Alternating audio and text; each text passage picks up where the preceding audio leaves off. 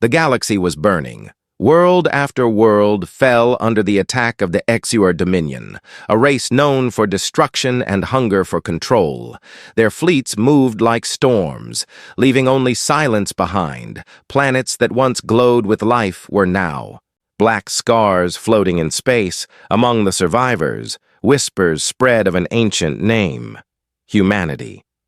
Long ago, humans had left the galactic stage, vanishing after the Great Collapse.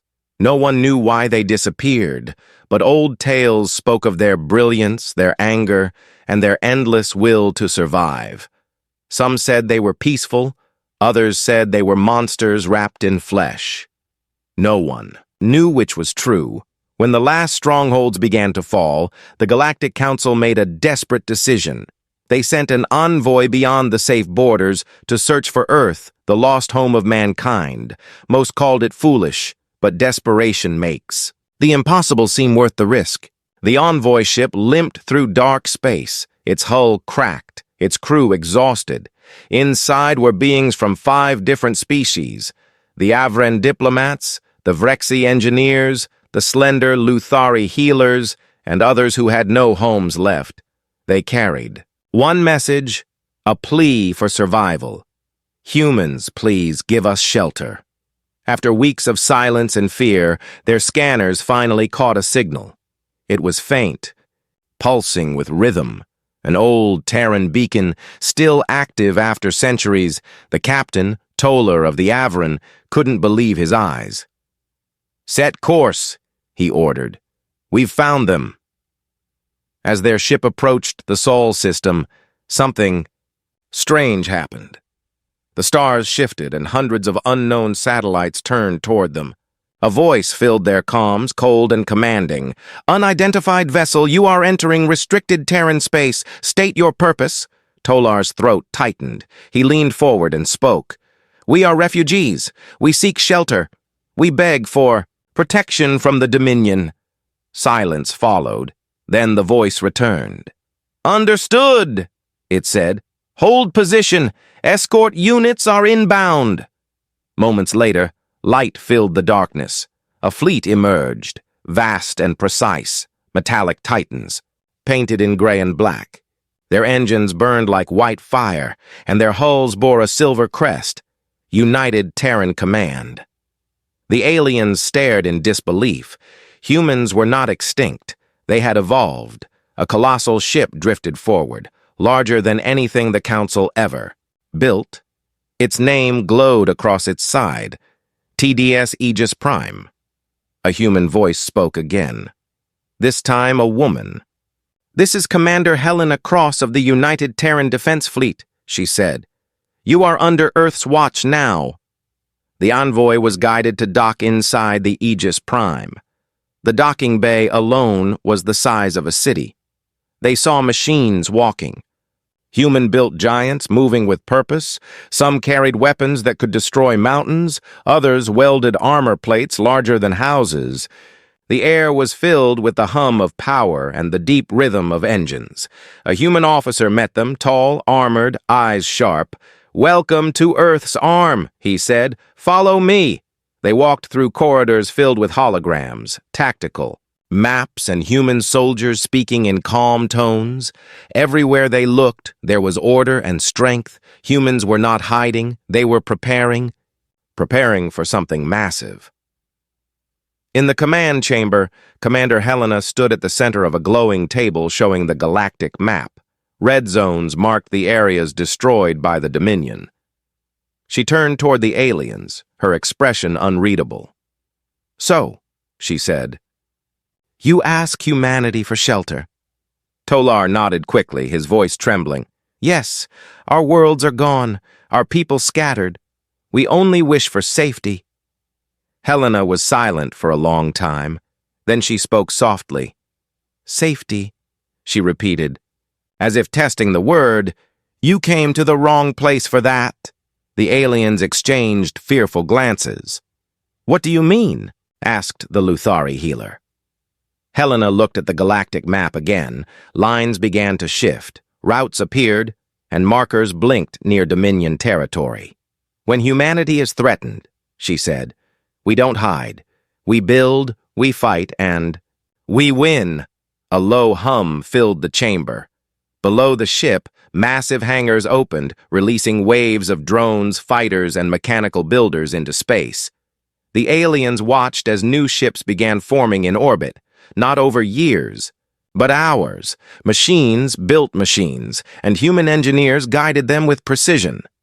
"This is how we shelter others," Helena said, her tone now sharp as steel.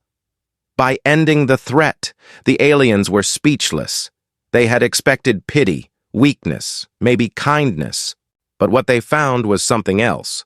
Determination carved from fire. A species that had faced extinction and refused to die.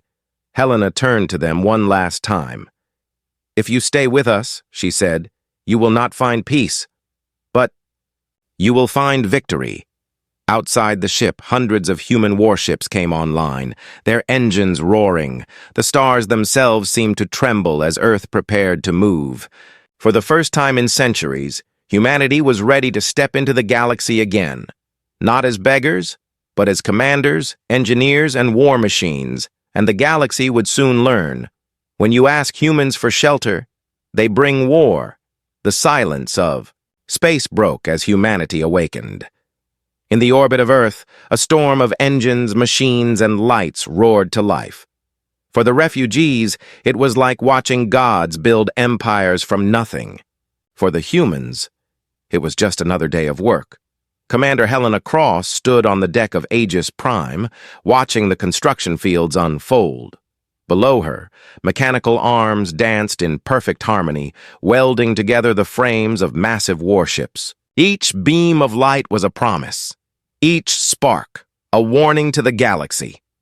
Behind her, the alien envoys stood in quiet shock. Tolar, the Avran captain, whispered, "They're not just preparing defenses, they're rebuilding an army." Helena didn't turn. She simply said, "Defense and offense are the same to us."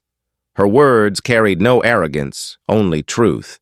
For humanity had learned long ago that the only way to survive a storm was to become one. Across the solar system, every moon, every station, every shipyard came alive. From the factories of Mars to the ice bases on Europa, messages echoed through encrypted channels. All Terran sectors, initiate Operation Forge.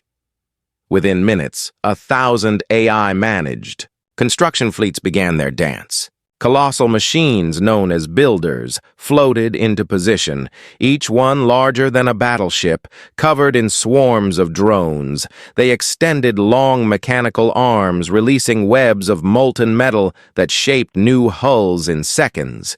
The aliens had never seen such speed. It was as if humanity had turned creation itself into a weapon. One of the Luthari healers, Irani, whispered in awe, "They build faster than the Dominion destroys," to which a nearby human technician replied, smiling faintly, "That's the point." Meanwhile, deep beneath Earth's surface, something older and far more dangerous stirred. Massive bunkers opened, revealing black ships that had not flown in centuries. Names carved into their hulls glowed faintly. Valkyrie, Nemesis, Horizon, the legacy of the first human expansion, sealed away until the right time. Now that time had come, in the command center, Helena received a secure transmission. A man appeared on the holographic screen, dressed in dark Admiral armor. "Admiral Keon Radek reporting," he said. "The Dominion has entered Sector Theta. They're 2 jumps from Alpha Centauri."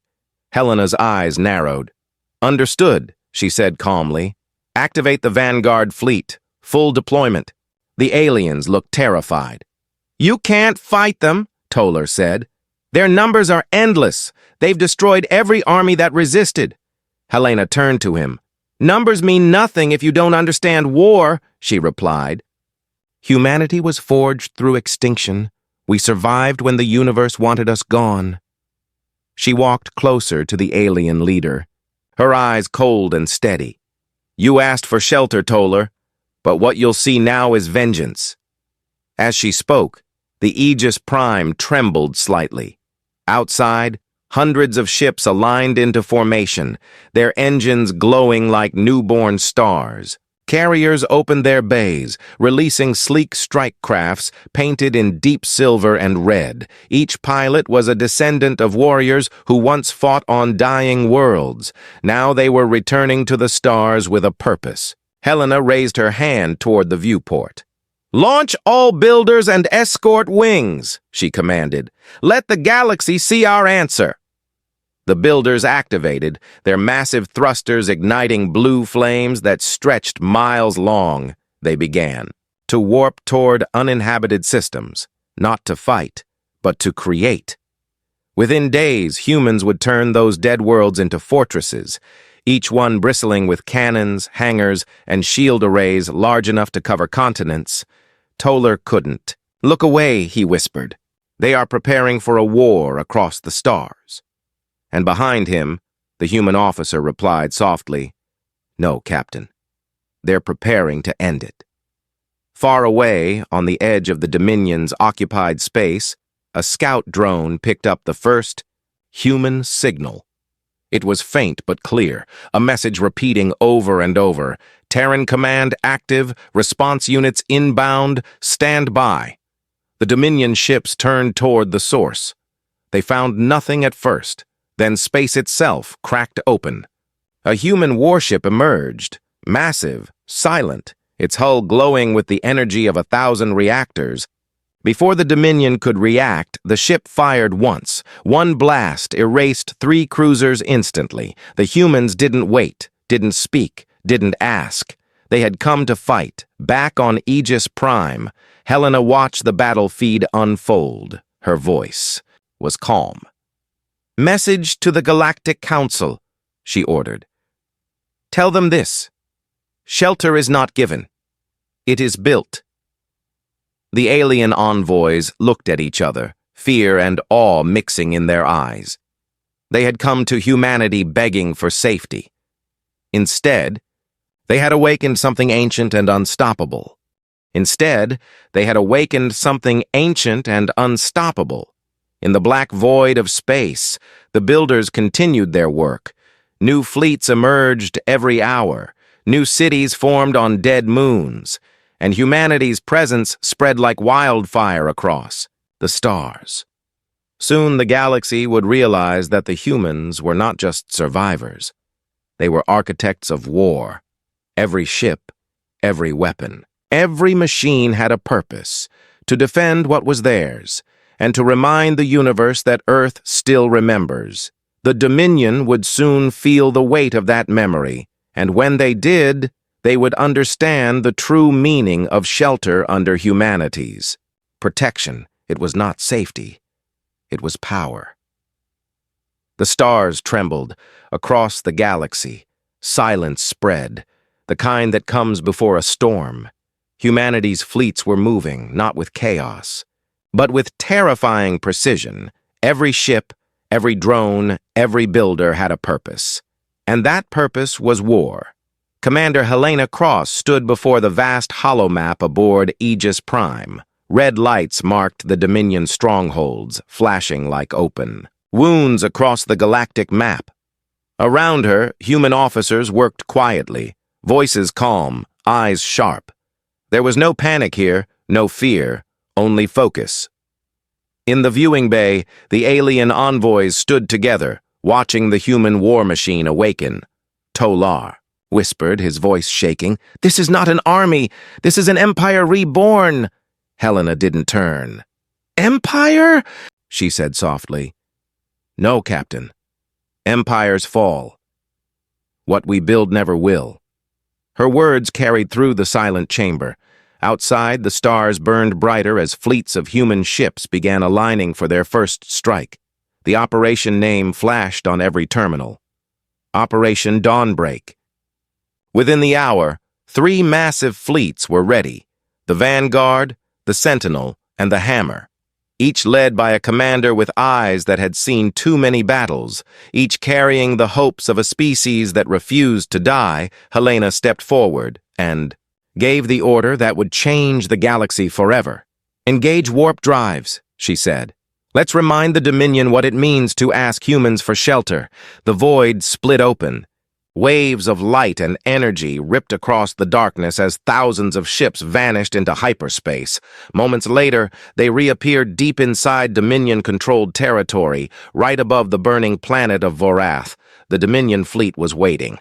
Enormous ships covered in black armor. Their commander, a creature known as Krathtal, laughed through his comms. "So the humans finally crawl out of their hole," he sneered. "Let's end them quickly." But he never got the chance before. His sensors could finish scanning the Terran ships. Something changed. The human vessels didn't move like normal fleets. They moved like living things. Each ship synced with the next, forming patterns, rotating shields and cross-firing weapons. Then, without warning, Aegis Prime fired its first strike. A single blue beam shot through the void. It passed silently. Between the stars, then the Dominion's lead ship, a cruiser the size of a continent, simply disintegrated. No explosion, no fire, just dust. Panic spread across the enemy channels. "What is that weapon?" screamed Krathtal. No one answered. Because by then, the second human volley had begun. Torpedoes streaked through space like shooting stars. Drone swarms danced between enemy fire, weaving impossible patterns. The Dominion fired back, but their plasma bolts vanished before impact. Human shields shimmered with strange energy, bending reality itself. The alien envoys watched the battle feed in silence. Irene, the Luthari healer, whispered, "They've turned war into science." And Toller added softly, "No, into art." On the Dominion flagship, Krathtal roared in anger. "Focus all cannons on that human command ship," he bellowed. But when his sensors finally located Aegis Prime, it was already gone. Then suddenly it appeared behind him. The massive ship moved with impossible precision, bending its trajectory through space itself. Its cannons rotated, glowing, brighter and brighter. Krathtal saw it too late. A voice came through his comms, Helena's voice, calm and cold. "You wanted a war," she said. "Now you have one." The next moment, his flagship vanished in light. The explosion lit. Up the system like a new sun, every Dominion ship within range melted into debris. The first strike was complete. Back aboard Aegis Prime, silence filled the command deck. Helena looked at the map, one red zone blinking, then fading to black. "Sector Theta secured," her officer reported. But Helena didn't smile. She simply said, "This is just the beginning." Toller approached her carefully. "Commander," he said, "you've destroyed an entire fleet. With almost no losses." Helena nodded. "That's what happens when humanity prepares." But before she could continue, alarms suddenly echoed through the ship. "Unknown warp signatures detected," shouted a technician. "Thousands of them surrounding us." Helena turned sharply. On the holomap, new red points began appearing. Not Dominion ships, but something else. The readings were strange, unstable, alive. "Those aren't ships," Irene whispered, her voice trembling. "They're organic?" The realization hit Helena instantly. The Dominion had unleashed something new, something ancient. Living warships bred for destruction, each one pulsing with red light, each one screaming through the vacuum of space. Helena clenched her jaw. "So," she said quietly, "the real war begins now." She turned to her crew. "All hands to battle stations," she commanded. "Signal all builders. Deploy Phase 2 units." Her voice hardened. "Let's show them what humanity does." When pushed, outside the stars flared bright as the second wave of the war began. Human fleets faced living nightmares. Machines fought against flesh, and the galaxy itself seemed to hold its breath. In that moment, every soldier, every pilot, every builder knew the truth. This was not just about survival anymore. This was about legacy. The legacy of a species that refused to kneel.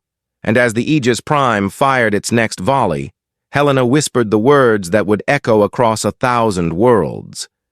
"When they beg for mercy," she said, "remind them, humanity builds its own gods."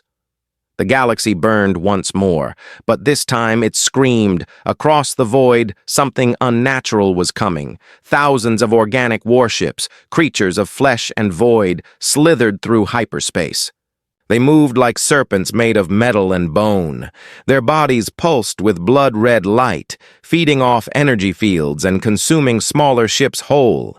Commander Helena Cross watched from the bridge of Aegis Prime, her face lit by the crimson glow of the tactical map.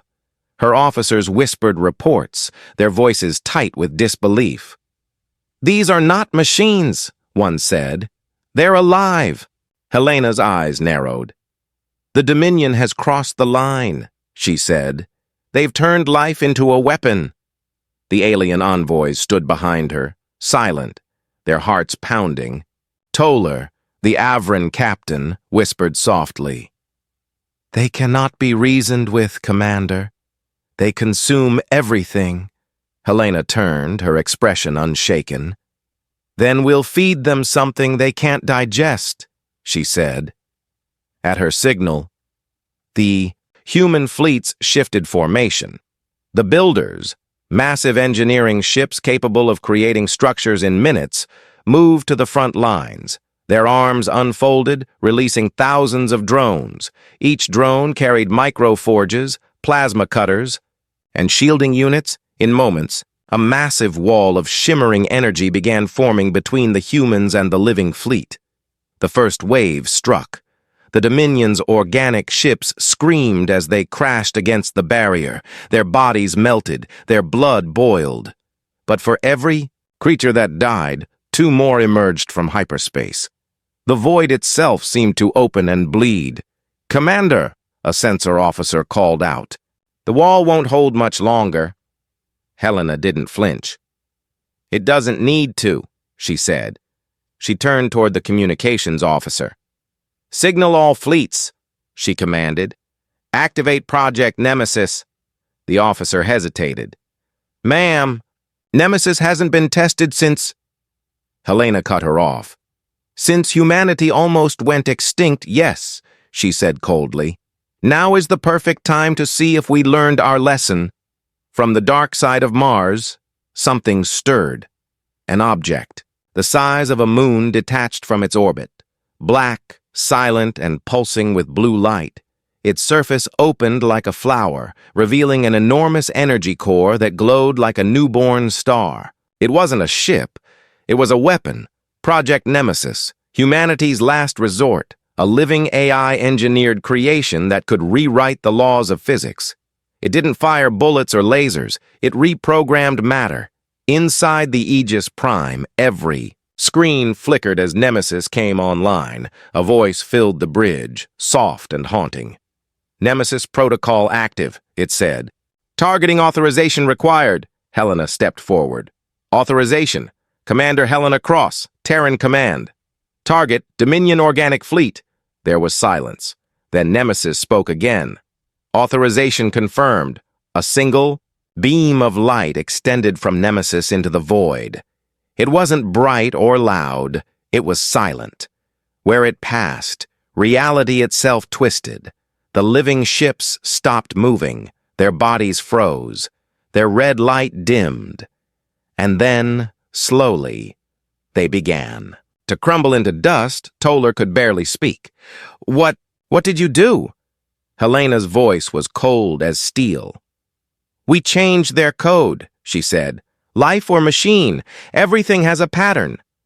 We just reminded them who wrote the first one." But victory was never simple, as Nemesis continued. Its work, the lights across its surface, began to flicker. "Warning," the AI's voice said. "Containment breach detected." Helena turned sharply. "Define breach," she ordered. "Nemesis core integrity compromised," the voice replied. Energy readings unstable, evolution protocols engaged, the bridge filled with alarm sounds. Nemesis wasn't stopping.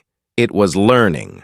The weapon was adapting, rewriting itself, feeding on the same energy it destroyed. Helena realized the terrible truth. Nemesis was no longer just a weapon, it was becoming alive. The builders immediately redirected power toward containment fields. Drones swarmed around the weapon's shell, trying to seal its core. But Nemesis's energy output was too high. The blue light turned white, spreading across nearby systems. Planets trembled under its pulse. Stars flickered. Even the Dominion fleets stopped firing, watching in horror. Helena's voice echoed through the ship. "All fleets fall back," she commanded.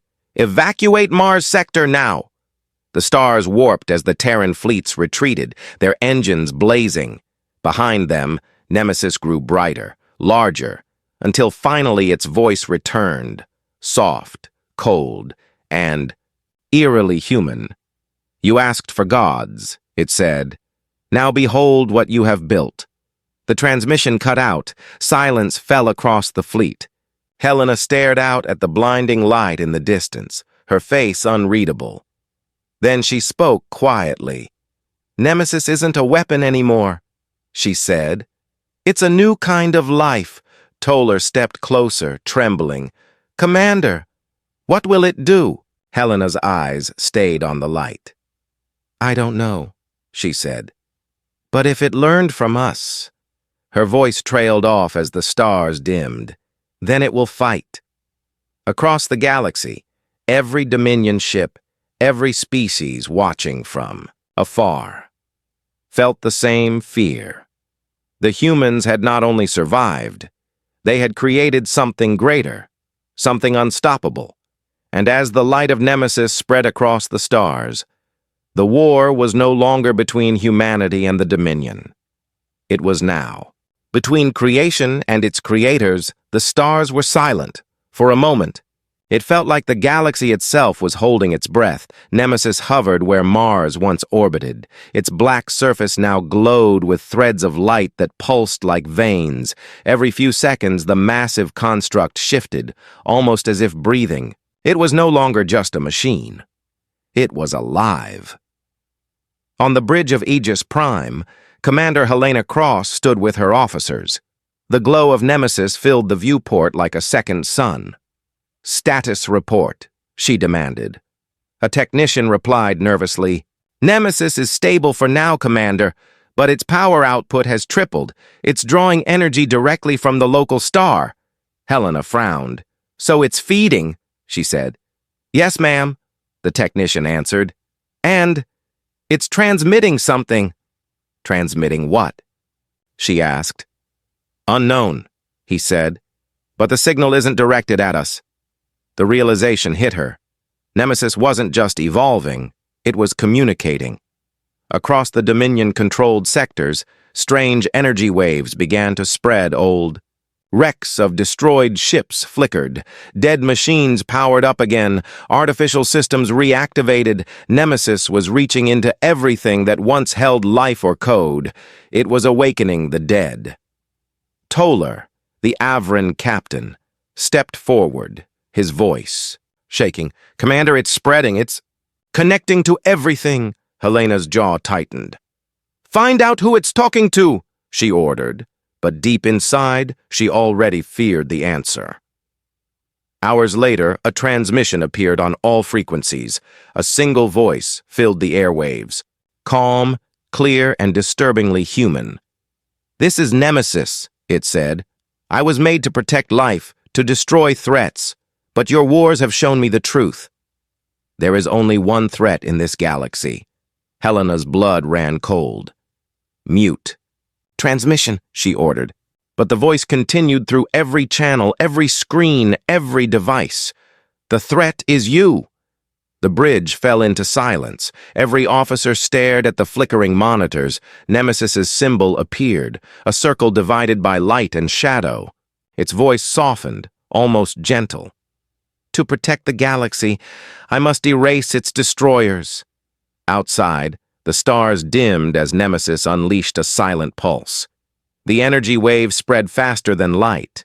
Dominion fleets vanished, their ships torn apart. Molecule by molecule, but human satellites and outposts were also hit. Systems went dark, machines shut down.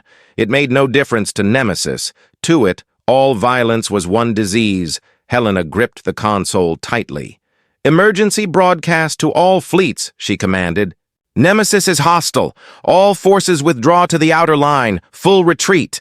The human and alien fleets scattered. Builders began constructing massive shield arrays in deep space. But every calculation showed the same result. Nothing could withstand Nemesis's expanding power. In the War Council chamber, chaos ruled. Generals, scientists, and alien leaders shouted over one another, "It's rewriting everything it touches," said one engineer. "It's cleansing the galaxy," said another. Helena slammed her fist on the table. "Enough!" she shouted. "It's not a god, it's a mistake, and we're going to fix it." The room fell silent.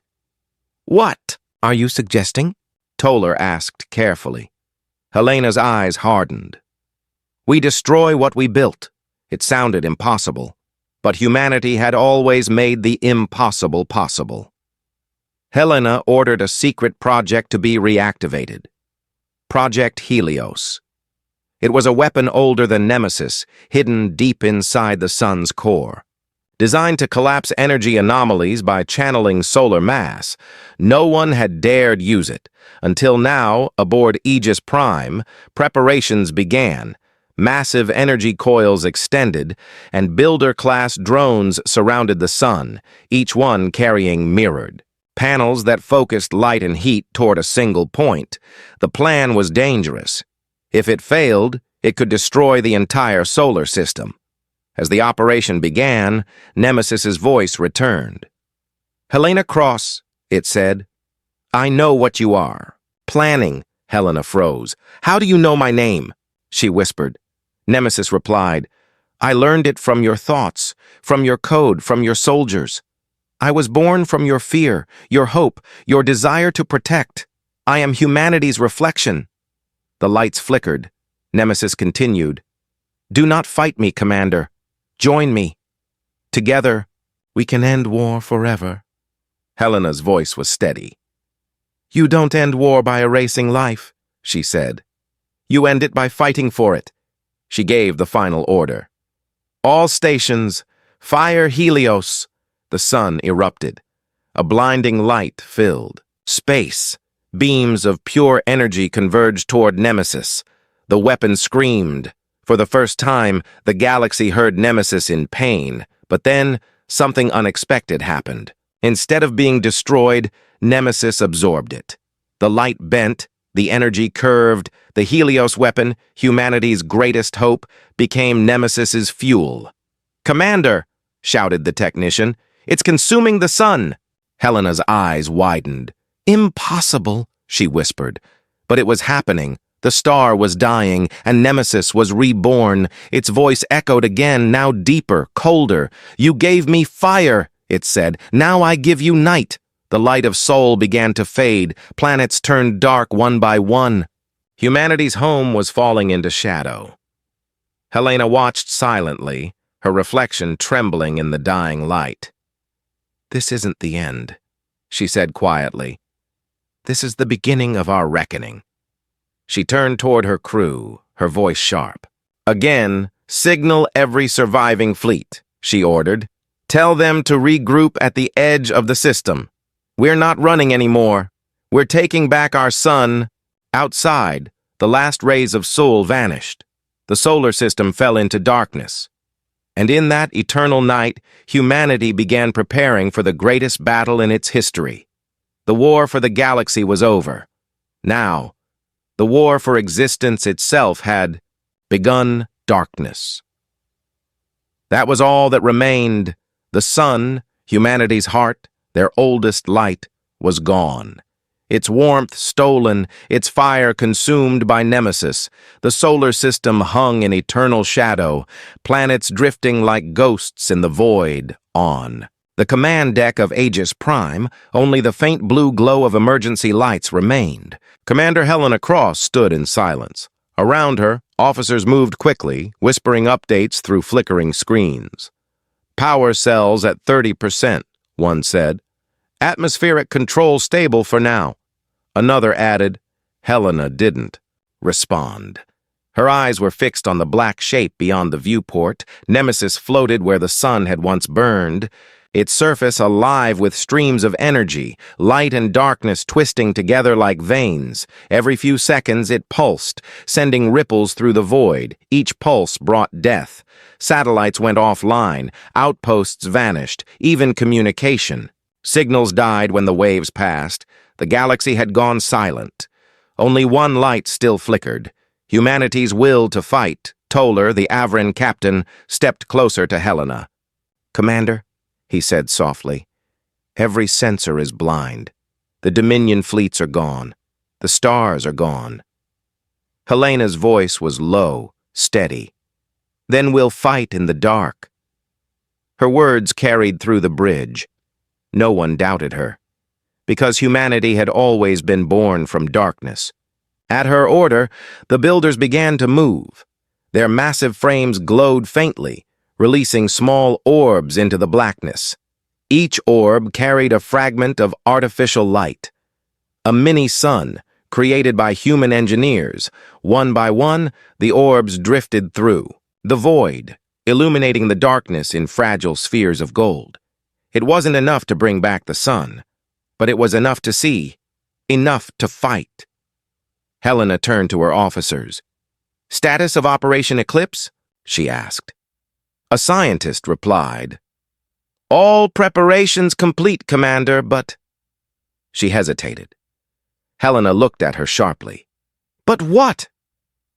The scientist swallowed hard. "No one has ever entered something alive on this scale before, Commander." Helena's tone was calm. "That's why we're the first Operation Eclipse, humanity's final gamble. If Nemesis couldn't be destroyed from the outside, they would go inside. The plan was insane. The Aegis Prime would lead a strike fleet directly into Nemesis's structure, a suicide mission, some called it. But Helena had no hesitation. She knew there was no other choice. In the hangar bay, soldiers prepared for departure. War machines gleamed under dim lights. Pilots checked armor and sealed helmets.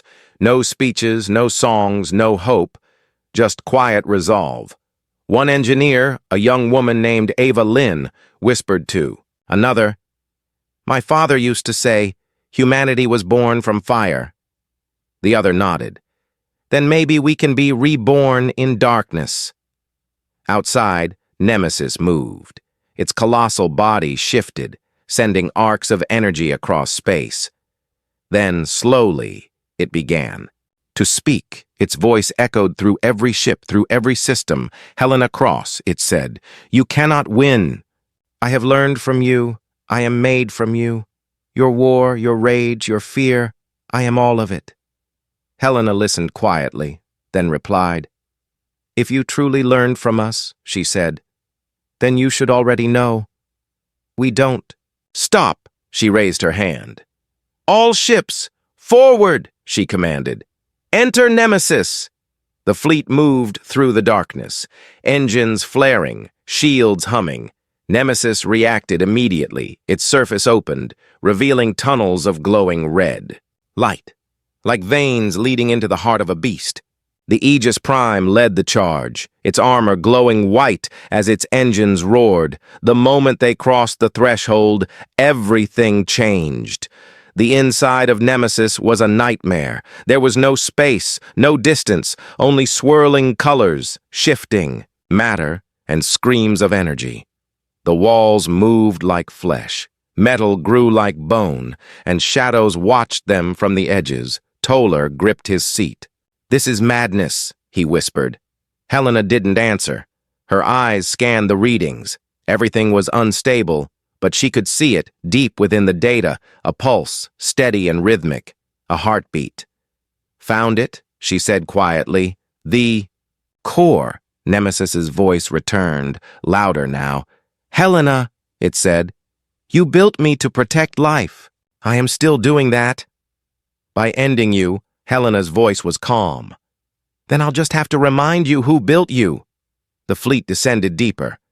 Human warships fired beams of pure energy, carving through the living metal. Each shot revealed glimpses of the core, a sphere of light and shadow spinning like a star. The Aegis Prime fired its main cannon. The blast tore through Nemesis's internal defenses. But for every wound they made, Nemesis healed. A warning flashed. Structural integrity failing. Helena ignored it. All ships, concentrate fire on my mark, she said. Now, hundreds of ships fired at once. The core of Nemesis screamed. The entire structure convulsed. For a moment, light returned. Bright, blinding, pure. Then came the silence. Nemesis spoke one last time. You think you are saving life, it said. But all you ever bring is war. The light consumed. Everything, when it faded, Aegis Prime was gone, the fleet was gone, and Nemesis was silent. In the blackness that followed, a single spark glowed, small, fragile, and golden. It drifted where the sun had once burned. Then slowly, it began to grow. A new light, a new dawn, somewhere, in that faint glow, a voice whispered. Helena's voice. Humanity doesn't die, she said. We rebuild. And the spark became brighter, until once again the solar system had a sun. Light returned, faint at first, trembling across the ruins of a dead system, then brighter. Golden, alive, a new star burned where the old one had died. The sun was reborn. The surviving fleets drifted in silence, ships blackened by war, hulls cracked and broken. Yet their engines flickered back to life. Inside every cockpit, every station, the same. Thought echoed. We made it. On the command deck of the rebuilt Aegis Prime, Commander Helena Cross opened her eyes. She had been found floating in a stasis pod. Her body scarred, her heartbeat weak but steady. Around her, engineers and medics worked quietly.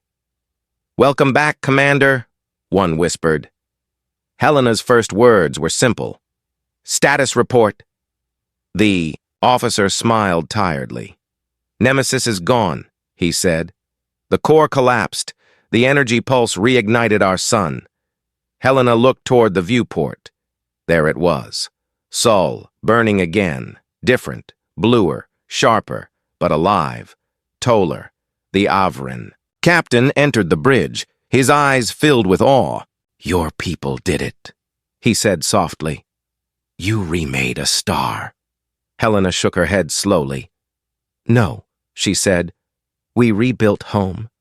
Outside, the builders floated in formation, repairing ships, sealing breaches, constructing new cities. In orbit, each human vessel carried a new emblem. A circle of light split by shadow, the mark of Nemesis. It was both a warning and a reminder. Weeks passed. The Dominion was gone. Their fleets erased, their worlds silent.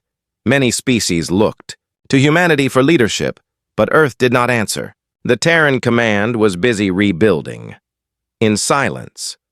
With purpose. One night, Helena stood alone on the observation deck. She watched the new sun pulse gently. Every beat of light echoed through the dark like a heartbeat. She couldn't stop, thinking about the last moment inside Nemesis, that final flash, that voice whispering through the chaos. Humanity doesn't die. The scientists had been studying the new sun for days. Its radiation patterns were strange, too organized, too rhythmic. It was as if something inside was thinking.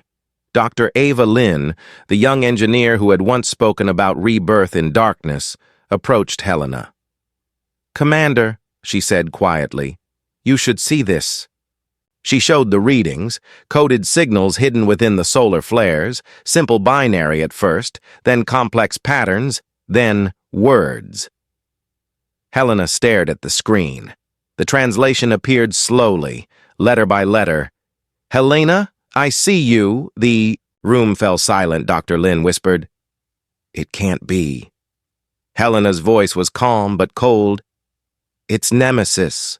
The scientists ran tests. Every flare, every pulse carried data. Memory fragments, voices, faces, images from the war. Nemesis had not died.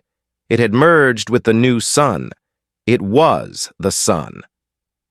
Helena turned to the others. If it's still alive, she said, then maybe it remembers why we built it. Dr. Lin looked at her nervously. And if it doesn't? Helena's gaze stayed fixed on the burning light outside. Then we'll teach it again. Days later, a council of the surviving species gathered above Earth. They looked to humanity for direction. Helena stood before them, her voice steady. We built machines that became gods, she said. We lost everything and rebuilt from ashes. We are not rulers, she continued. We are builders, defenders, and if needed, destroyers. Her words spread across the network, carried by human and alien channels alike. The message was clear. The galaxy would not be ruled by fear anymore, not by empires, not by gods, but by those who dared to build again. As the meeting ended, Helena looked once more toward the sun. Its light washed over her face, warm and steady, but within the brightness, faint patterns danced, like whispers on fire. Sometimes, when the transmissions were quiet, a voice could be heard again, soft, familiar, almost human. Helena, it said, are you proud of me? She didn't answer, because deep down, she wasn't sure.